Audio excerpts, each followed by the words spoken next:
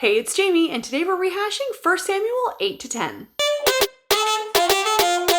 When the Israelites asked Samuel to give them a king, they were asking him to give them a government. They didn't need a government to give them laws. God had already given them laws. They didn't need a government to judge when they had disputes. God had already provided them with judges, a whole book full. They wanted a government to enforce the laws, to force people to abide by the decisions of the judges, and to be responsible for providing for the common defense. But those are all things that God had either already promised to provide for them, asked them to do for themselves, or a combo of both. So let's stop here today and figure out why this is.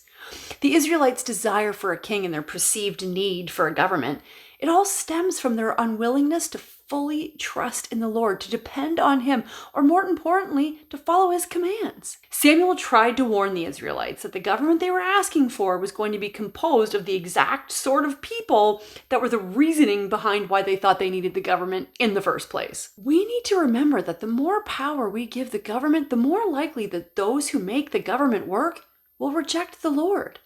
Asking the government to protect us, asking the government to teach us the laws, asking the government to teach us how to live, provide sound advice, that means we don't trust God to do so.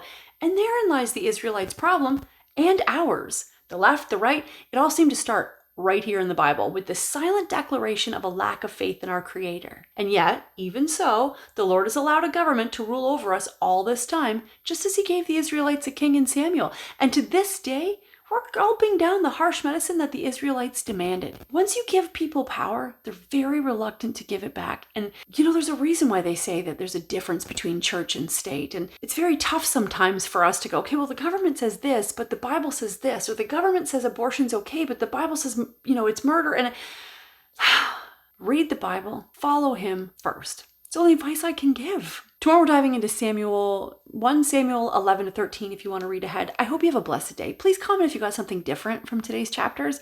And don't forget to say your prayers. This is the Bible in a Year theme song.